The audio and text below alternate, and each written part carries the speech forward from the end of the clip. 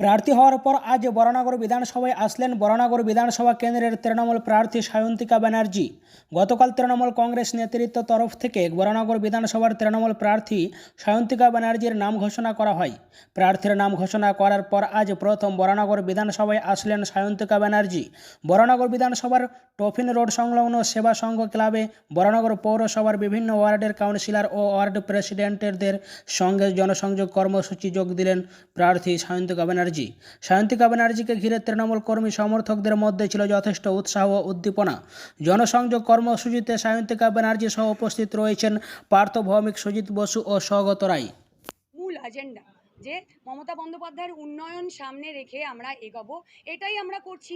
আজকে যারা সিনিয়র নেতৃত্বরা রয়েছেন তারাও সেটা করছেন, আমরা যারা শিখছি, আমরা যারা এই প্রজন্মের আমরাও সেটাই করছি। তো নতুনত্ব কী আছে? আর আমি তো জন্মেছি এখানে, বিধাননগরে আমার জন্ম, তো এখানে নতুনের কী আছে? আমার মনেই তো হচ্ছে যে আমি আমার আমার পাড়াতেই রয়েছি। যেরকম কালচারাল প্রোগ্রাম করতাম, আমরা মিটিং করতাম, কাকুরা আসতেন, দিদিরা আসতেন, সকলের সাথে বসে আমার তো সেরকম মনে হচ্ছে। চা খাচ্ছি, কথা বলছি, আবার কি এর থেকে বেশি আর কি?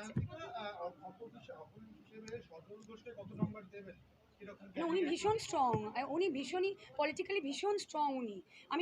আমি তো গতকালকেও এখানে অনেকেই আছেন কালকে যাদের সাথে আমার সাক্ষাৎকার হয়েছে। তো আমি তো বলছি যে উনি মানে ভীষণ স্ট্রং এবং আমার জন্য এটা ভালো। আমি ভীষণ সেলফিশ, আমি শিখবো, কিন্তু মানে আমার মধ্যে শেখার ওই জিনিসটা খুব আছে। উনি যদি স্ট্রং হন, যত স্ট্রং হবেন আমার তত ভালো লাগবে ওনার সাথে রাজনৈতিক ময়দানে লড়াই করতে। তো এটাই তো মজা, এটাই তো আমার মনে হয় একটা হেলদি পলিটিক্স। তো সেখানে আপনার যে ডায়লগ মার কুর্তি তুলে দিয়ে যা দিয়ে খা, এটাকে বিদ্রুপ করেছেন সজল ঘোষ, আপনার অপোজিশন, তিনি দাঁড়িয়েছেন বিজেপির হয়ে, কিভাবে দেখছেন বিষয়টি? আসলে আমি তো ব্যক্তিগত আক্রমণ করি না, বা আমার দলের এখানে যতজন রয়েছে তাদের মুখ থেকে কোনো যতই প্ররোচনা দেওয়া হোক না কেন, তাদের মুখ থেকে ব্যক্তিগত আক্রমণ বেরোবে না, কারণ তারা বা আমরা এই শিক্ষা পাইনি। কিন্তু যারা বলছেন তাদের দলের যে মানে মনে হয় আইডিওলজি, তারা এটাই হয়তো জানেন, এটাই হয়তো শিখেছেন যে ব্যক্তিগত আক্রমণ করাটাই হয়তো পলিটিক্যালি স্ট্রং হওয়া, ব্যক্তিগত আক্রমণ করাটাই হয়তো খুব রাজনৈতিকভাবে খুব শক্তিশালী হওয়া, ব্যক্তিগত আক্রমণ করাটাই হয়তো নিজেকে খুব বড় করে প্রমাণ করা। আমাদের এই শিক্ষা আমরা পাইনি। আমরা উন্নয়ন নিয়ে কথা বলি, আমরা নেগেটিভ কিছু নিয়ে কথা বলি না।